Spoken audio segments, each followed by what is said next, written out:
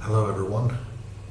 I haven't done one of these in a while, um, and the reason why is because I'm on a metered connection. The situation has been strange. I know people worry about me, and some things have gotten better. I don't really do this for attention or anything. I mostly just do it because,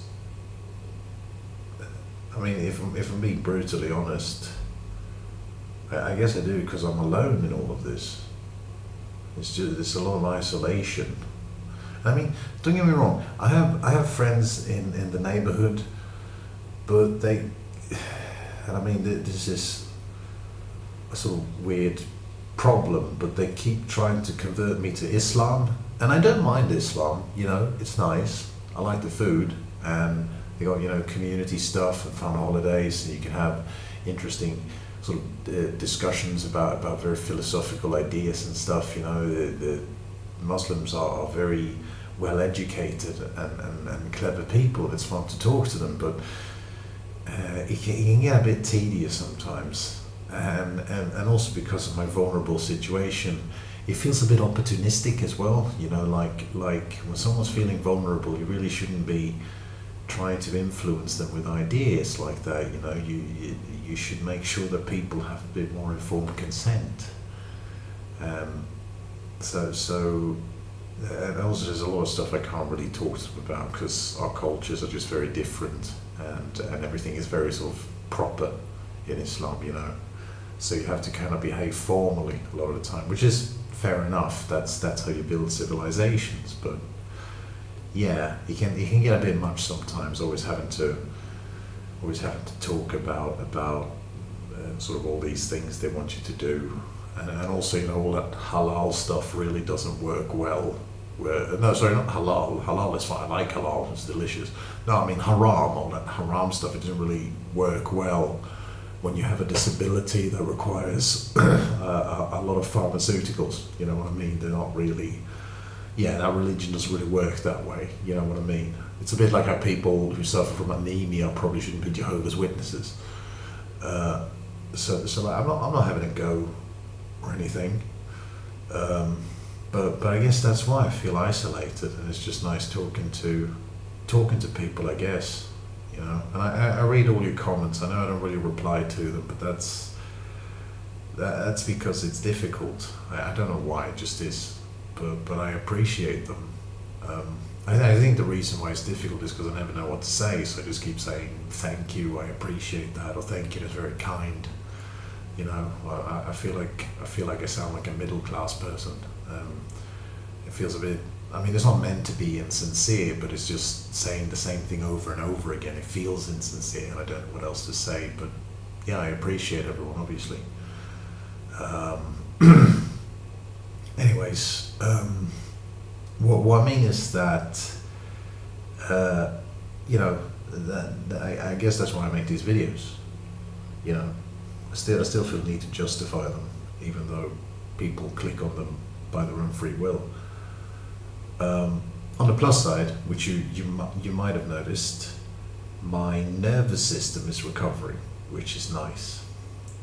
And I've learned a couple of things, and this is something I think people with autism should look into.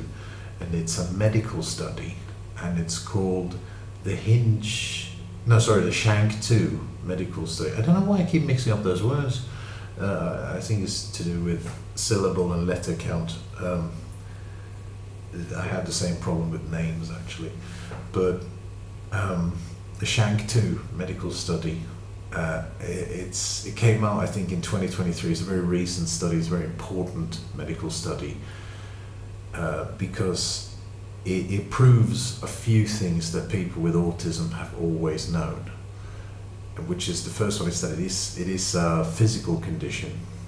That's the first thing. It's not a mental condition like a lot of people think. It's not a developmental disorder either. It's a physical condition. It's important to call it a condition because condition is value neutral. Having autism is not a bad thing by any extent. In spite of everything I deal with, I kind of see it as a gift, because you get a few perks out of it as well, like pattern recognition. Has made me into a very good programmer. I'm good at designing things and troubleshooting them and fixing things and investigating things. These are all good things. It gives you some problems too, obviously, but it gives you that, which is very nice. And also, you don't have to follow rules. You do, obviously, but you don't have to follow those sort of unwritten rules. You don't have to give in to social pressure and conform. You can be different, and that's okay. And that gives you a great opportunity to be yourself. And that's very, very important. And that's a gift as well.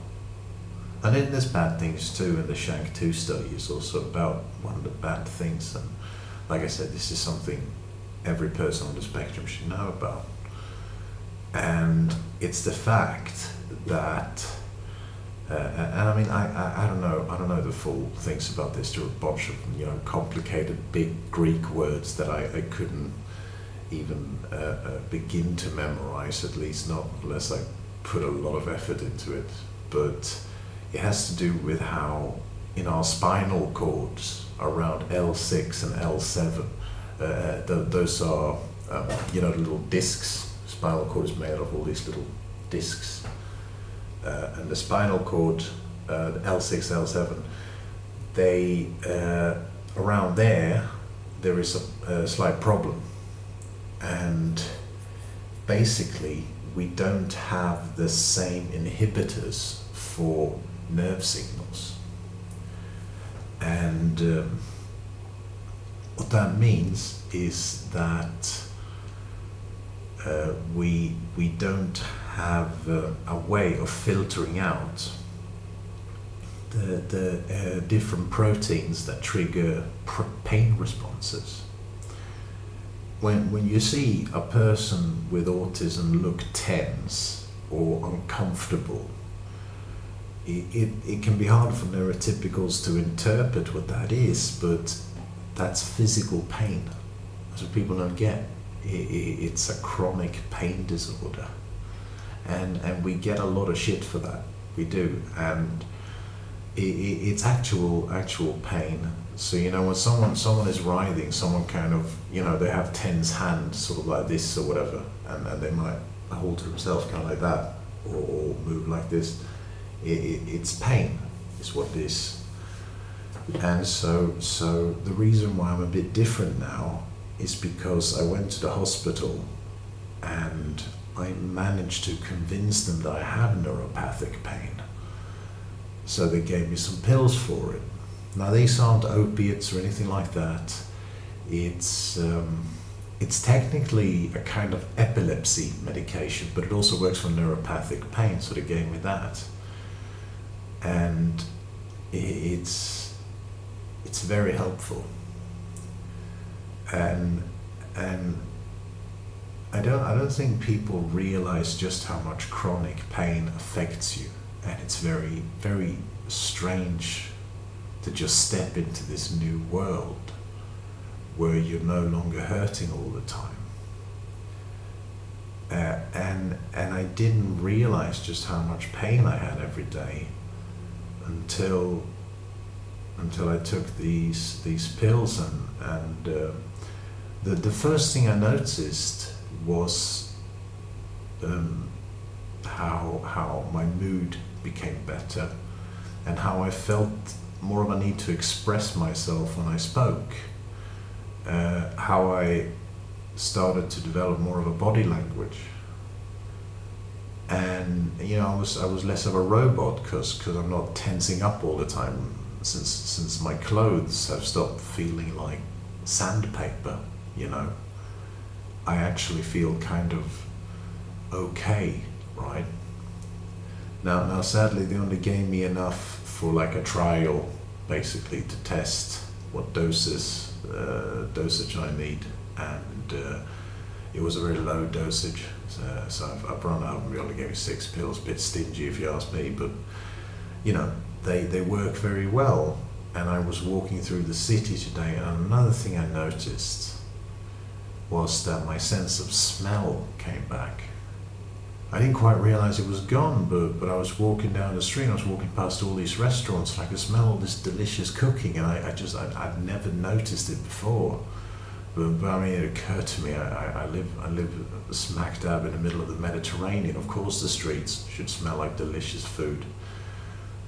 So that was one of the things I noticed. Only the streets were very pleasant. You know, they used to be a place of pain, unless I was absolutely baked on weed. I couldn't notice those things, but now I can, which is quite nice. So that's the positive. The negative is that the reason I got those pills was not under what I would call good circumstances. I was at the emergency room, and the reason why I was at the emergency room is because I've had a lot of symptoms as a result of how I didn't have access to marijuana anymore. Because with marijuana, it's first of all, it gets rid of neuropathic pain, so immediately you can see why me and literally every chronic pain patient ever is sort of attracted to this. It's not about addiction, it's not about getting high, it's just about feeling normal, right? So yeah, I had all this pain come back, which I've lived with most of my life, but once you get rid of it, going back to it is brutal. Because you know that this doesn't have to be normal, this isn't normal. You remove that kind of tolerance, you suddenly have a much broader frame of reference, and all you can think is, I want to go back to not having pain. And sadly, that's why a lot of people fall into addiction. I was lucky, and I avoided that, because because marijuana is pretty harmless. It's pretty harmless if we're being real with ourselves. So that was the first thing, and then another symptom was inflammation, because that's another thing. Marijuana is anti-inflammatory, which was another reason I liked it, because I have a deviated septum, I have sleep apnea, and I have a chronic ear inflammation. Right now, as we speak, I am deaf in this ear. It's swollen shut. I can hear a little bit, like a tiny bit, but like if I sit across the room and watch like a TV program or something, I can't hear what they're saying. I can hear the voices, but it's like kind of like that, So yeah. So I go into the hospital and I tell them, I have sleep apnea, which can kill people, by the way. You can look that up. It interrupts your breathing patterns when you sleep, which damages your heart, and you can get a heart attack.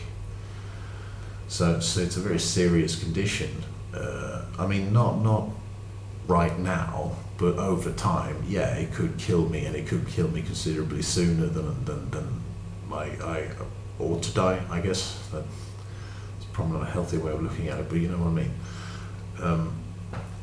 And that was the first thing, is that I came in for that, and also my nose, because it swells up my airways in my nose, so I lose this ear, and on top of that I can't breathe through my nose, and as a result I have a slightly creepy aura about me, because I'm breathing very loudly, and I've noticed that when I'm standing in queues and stuff, people kind of form an area around me, because they've been watching too many slasher films from the 80s and assume that the heavy breathing means danger.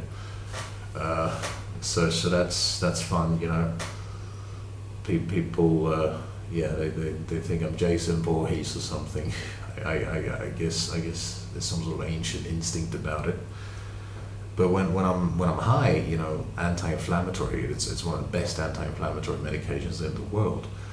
I can breathe through my nose. I feel amazing, and I get more oxygen to my brain. So I'm just tumbling around the world like a disoriented submariner. I get to actually breathe. So that's nice.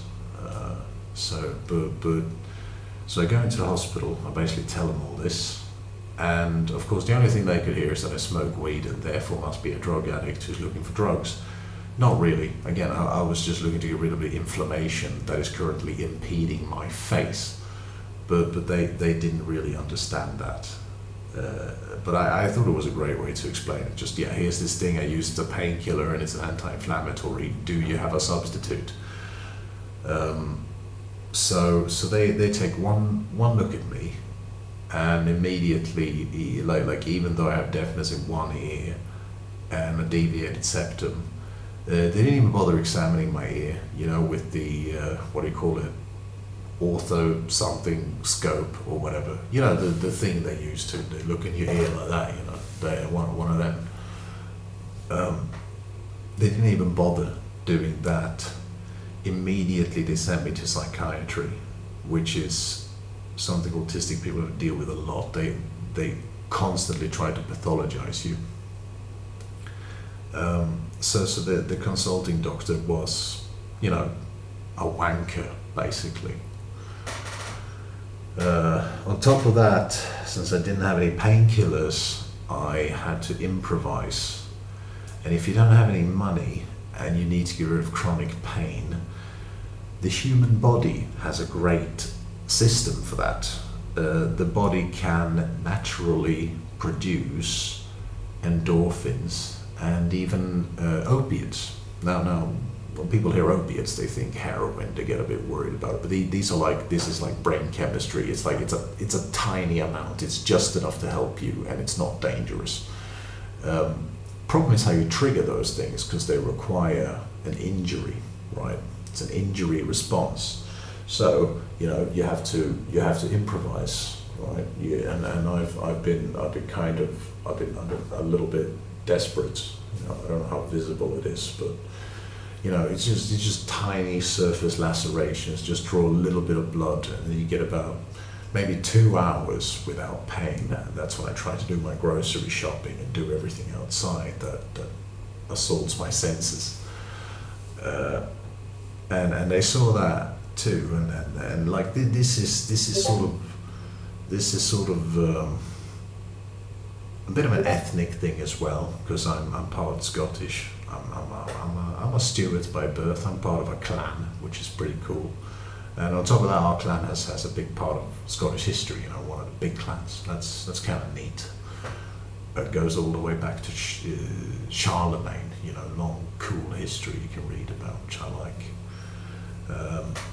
My family fled to Sweden after the Jacobite rebellion and became mercenaries in the Carolingian Wars.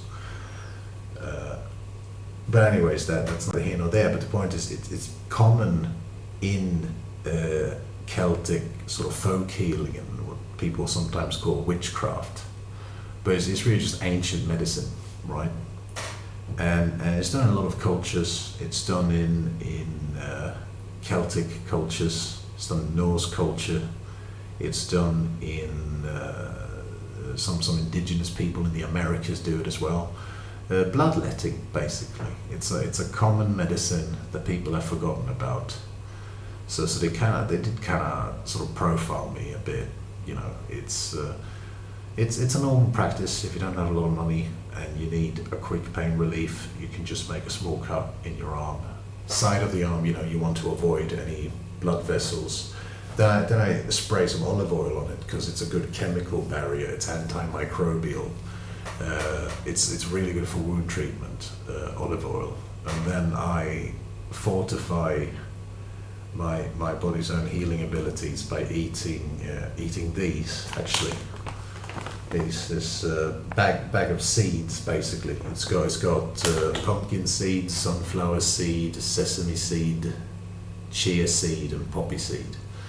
and they contain a lot of important nutrients, a lot of useful nutrients. So you have some of that, you have a bit of parsley, you have a bit more olive oil, and you know, your body is singing, you got everything you need, and it's very restorative, and you feel better quite quickly. So it's old medicine, you know. It may sound a bit crazy, but if you don't have a lot of money and you have to survive, and you don't have access to healthcare because people keep pathologizing everything you do, then yeah, it's great. It's very useful, and it's got scientific merit. You can look it up.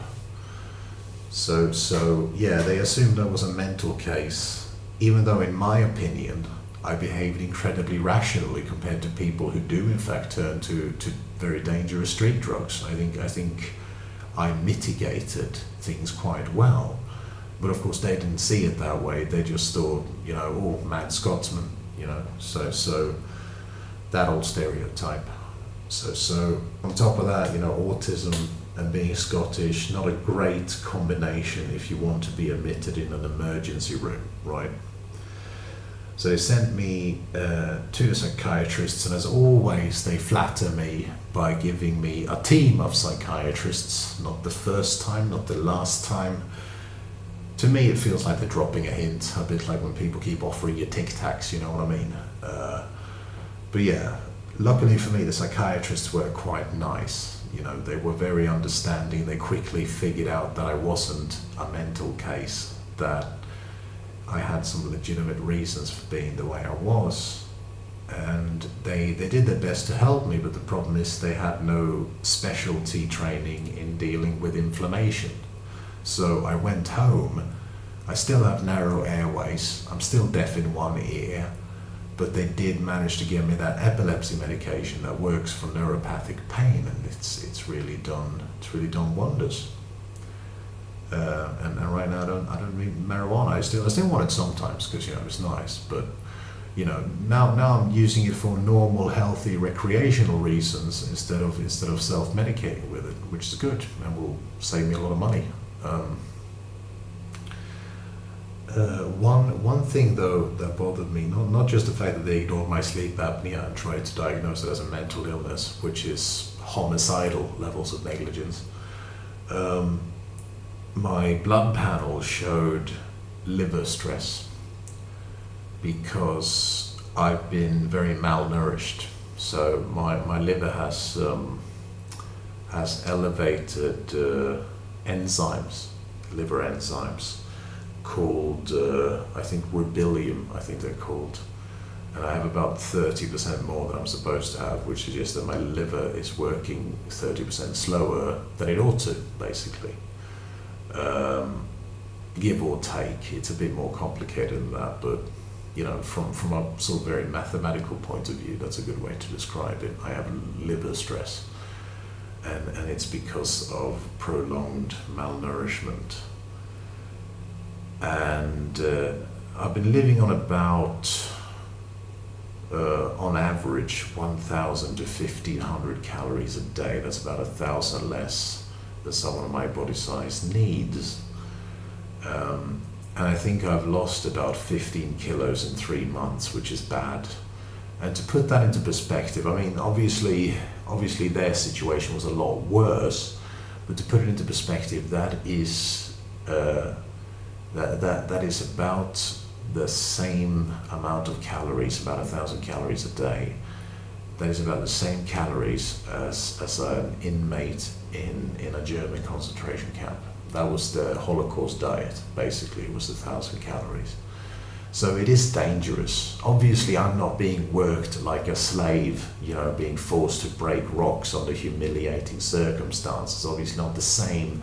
I'm just comparing it to that to kind of show how it is kind of extreme. It's kind of serious, even if I'm in, you know, far more humane circumstances.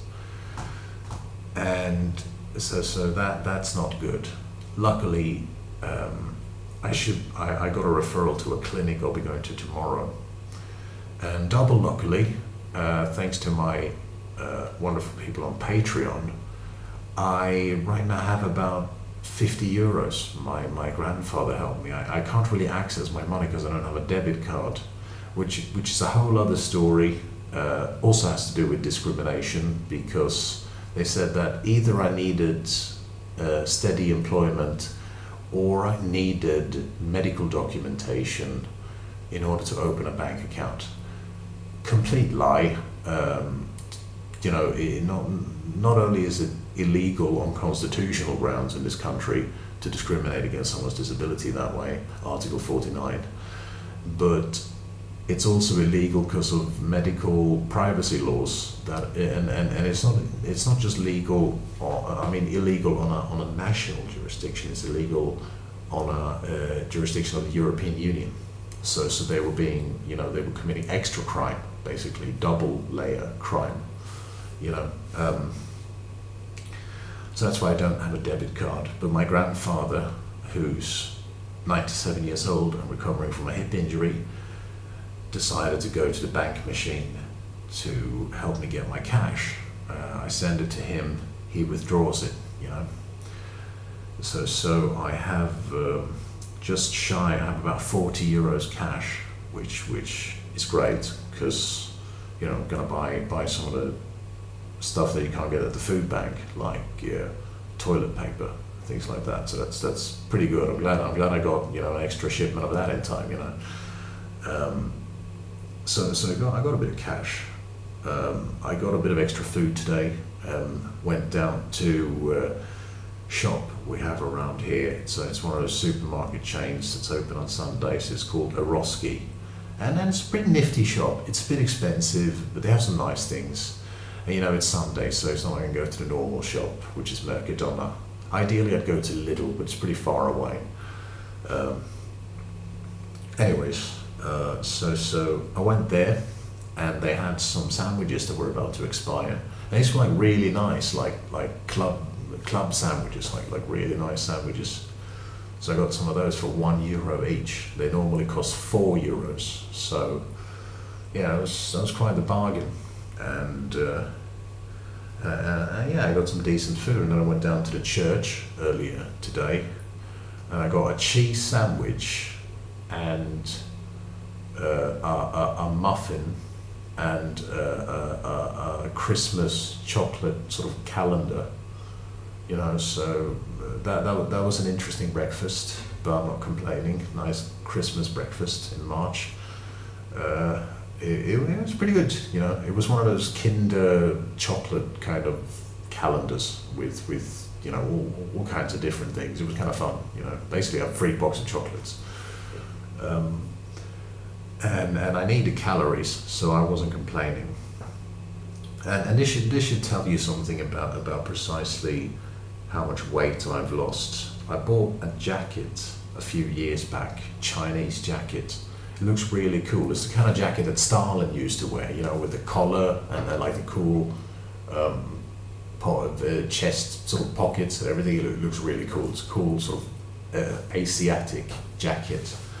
But Chinese sizes, right? They're very different Western sizes. They're much smaller. So it didn't fit me at all. I looked like a fat guy in a small jacket, basically. I was a bit overweight. Now it's loose, right? A Chinese jacket fits loosely on me. That should tell you. I can button it up completely, and it fits loosely on me because I've lost so much weight. So like my BMI is great, but also my liver is kind of falling apart. It probably won't be dangerous unless this goes on for like maybe 1 or 2 more months. But yeah, I need to figure out a way to get some calories in me, basically. So I've been dealing with that. So that's the bad news. But it showcases how awful the discrimination can be. I got blood tests showing I was starving, effectively. Not because a lot of people think starving means no food, but that's extreme starvation. Starvation can also mean that you're malnourished for a very long period of time, and that's the kind of starvation I'm dealing with at the moment. And today I got a bit of food, and I've also been able to fend off the most dangerous parts of starvation. thanks to yogurt cups. Yogurt cups are great because they cost almost nothing, and you can have a little bit of them throughout the day.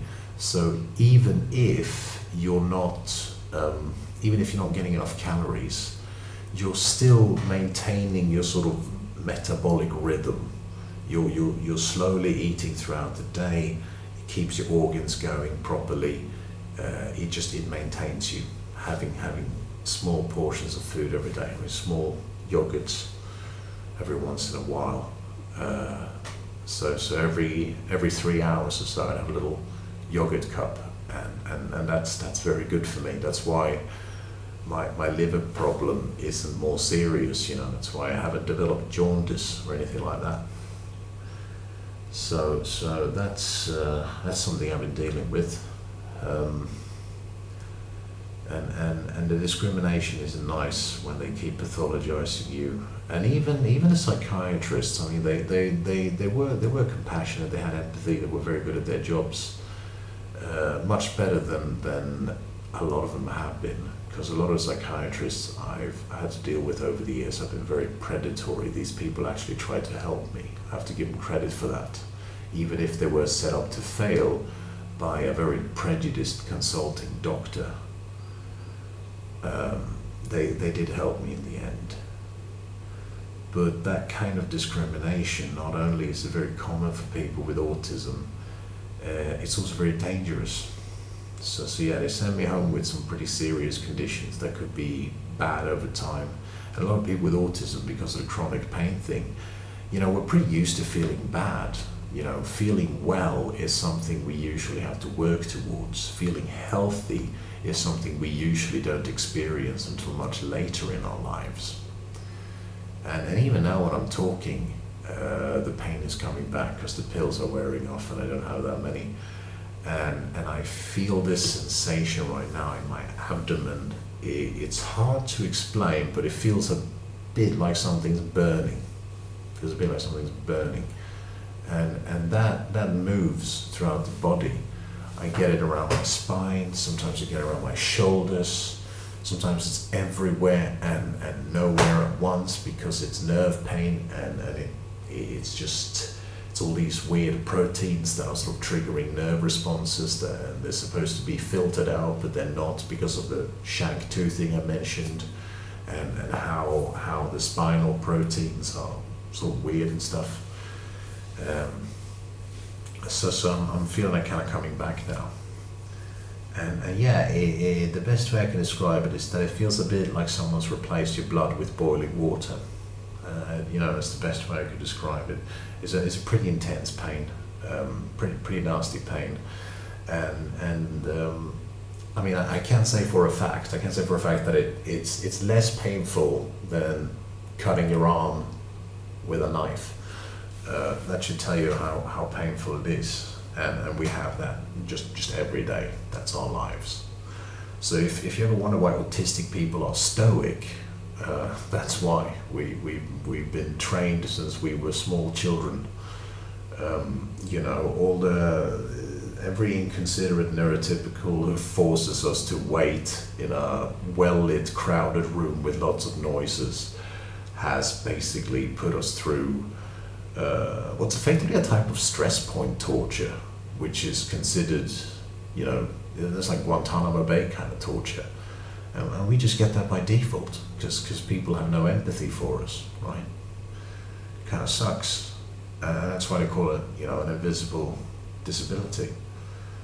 But thanks to these pills, as you can see, I'm a lot more relaxed. I'm no longer writhing in pain all the time. I bet you all thought I was just being a bit odd in those other clips. I mean, you've all been very compassionate. I'm not saying you were being judgmental or anything, but I bet you didn't think it was something that serious. A lot of people don't, and that's what it is. Why it's called the invisible disability. 9 out of 10 times when a person with autism is acting strange, we're probably just hurting. It's true. So if you have someone in your life who's dealing with that, you should probably show them the SHANK2 study and you should tell them about how maybe they have pain, maybe they need to see a doctor and get their hands on some neuropathic pain medication, because it's not all opiates. A lot of them are still sadly addictive, and a lot of them still also cause suicidal thoughts. But I wonder sometimes if that's causation and correlation, because chronic pain patients always have a reason to kill themselves. You know what I mean? If it gets too unbearable, then it gets too unbearable. And I mean, I've tried to kill myself too.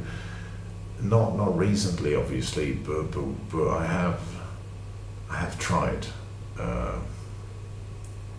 I think it was a few months back, around, I think it was October actually. I always get weird sort of near-death experiences around October. I guess I take Halloween too seriously. But yeah, it's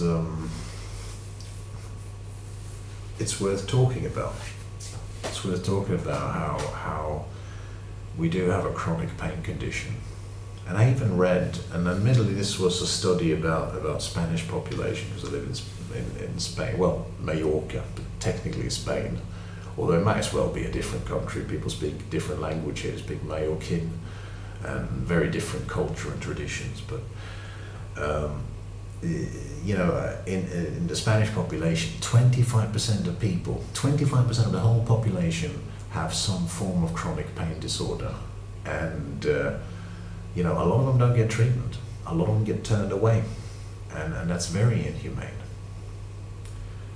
So yeah, I guess today's journal is about how we deal with a lot of discrimination, and we deal with a lot of stereotypes. The doctors probably spent an insulting amount of time trying to determine whether I was psychotic or not. The idea that I went through this because I was trying to get rid of pain. I was trying to use a natural analgesic, basically. It never occurred to them, and when I tried to tell them, they just ignored it, because they're psychiatrists. They're not specialized in neuropathic pain. If I had spoken to the correct specialist and I said that, they would probably have said, "Oh yeah, that makes sense. I mean, it's kind of desperate, but you're not crazy for doing it. I'm sorry you had to do it." They'd probably be more empathetic instead of being worried that it was something serious. Maybe even some of you are worried about it too, who knows? But it's not nearly as bad as it seems, honestly. So like that kind of discrimination can be dangerous. And so that's one of the things I've been dealing with. And another thing I've been dealing with, and this is kind of tough. When my mother died, I was very upset, and I grieved her, and I mourned her, and when she was sick, I did everything I could to try to save her life. I brought her into my flat and let her stay here for a few days before it happened. Then I took care of her. I did my best to clean her up. She had lost all mobility, so I don't need to tell you how that was pretty traumatizing, how I had to help her with literally everything. No one wants to see a parent that way. But I mean, someone had to do it, and the hospital didn't give a shit, so I guess I had to. And yeah, that was upsetting for me. And the thing is, my mother was not a nice person at all. I hate to say it, but it's true. She was abusive. She was selfish. She was a miserable alcoholic. She took advantage of me for most of my life. She abused me as a child. She was a predator, and she did try to groom me, and I was quite clever as a kid. I was able to avoid her advances for the most part, aside from a few very disturbing isolated incidents which I am not ready to talk about and probably never will be. But no, she was a genuinely awful person. Like, you know, I hate to say it, but she was. It's just a fact. I still tried to be graceful. I still tried to help her as well as I could. But once the sort of the grief had gone away, I realized that the grief, it wasn't real. It was just a trauma bond, because she had done horrible things to me. I'll give you an example just so you kind of get what I mean. And this is a fucked up story, but it's the one I decided to pick in case I ever have to explain what I went through without having to sort of go over a lot of the more painful memories. But and it's a fucked up story, don't get me wrong, so like, you know, content warning or whatever, but like when I was between 15 and 16, she tried to molest me in my sleep, basically. And I would have these horrible nightmares. And for a long time, I told myself they were nightmares, but they weren't. I remember, you know, I was just a little kid back then. I was just 15, but I remember always having to barricade my door before going to sleep. And we had this dog. His name was Hawkeye. He was a shepherd, German shepherd. Wonderful dog. My mum, she tried to basically train him to be abusive towards me. Because I was hitting my growth spurt. I was becoming stronger, and she basically needed some way to threaten me, to make herself sort of physically superior to me, and she was hoping that an aggressive dog might do the trick. And I don't even want to think about what she planned to do with me once she could physically threaten me. I don't want to think about it. But that was her plan, and it backfired, because Hawkeye was one of the most wonderful dogs ever. And instead he protected me. He protected me. He would come to me and sleep in my bed and make sure she couldn't touch me, basically. It was a wonderful dog. So she took him out into the woods and killed him.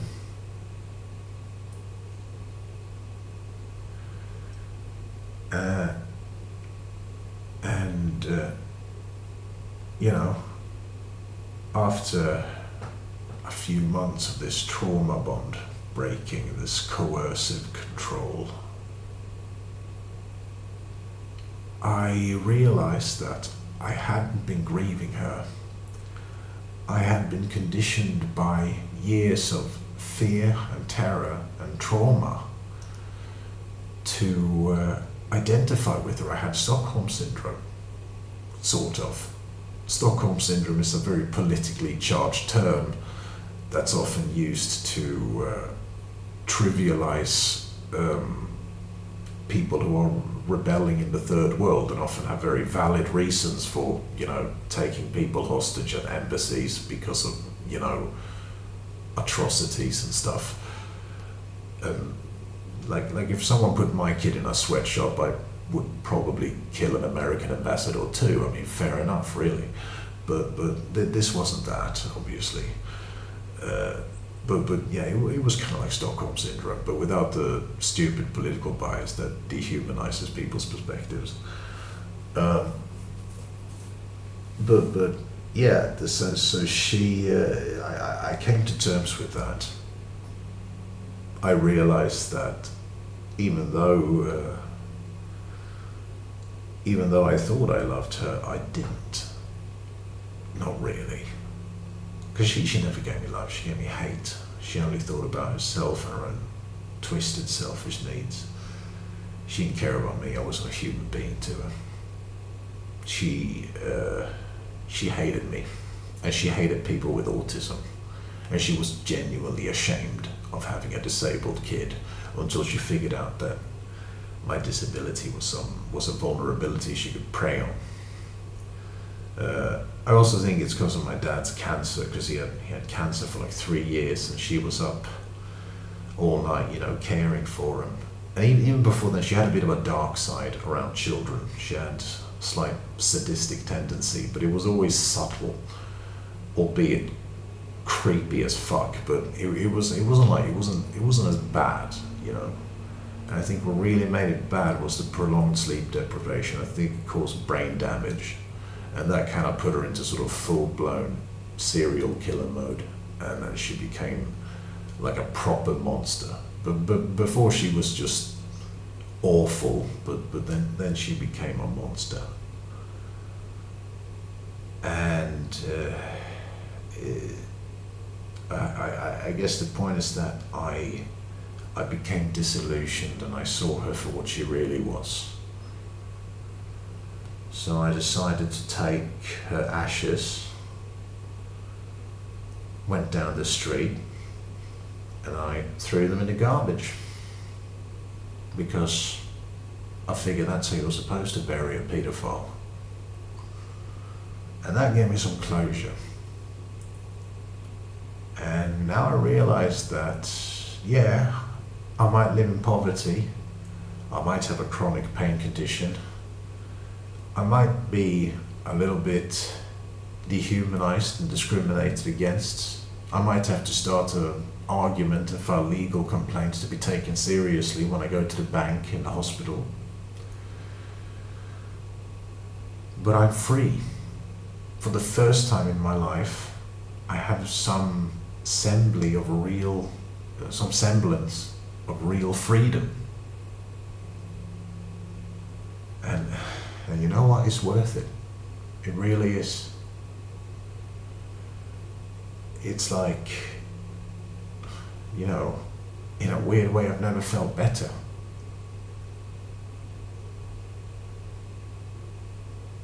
Yeah. So sorry about this one being a bit fucked up, but kind of need to get this off my chest. Hope everyone's doing okay.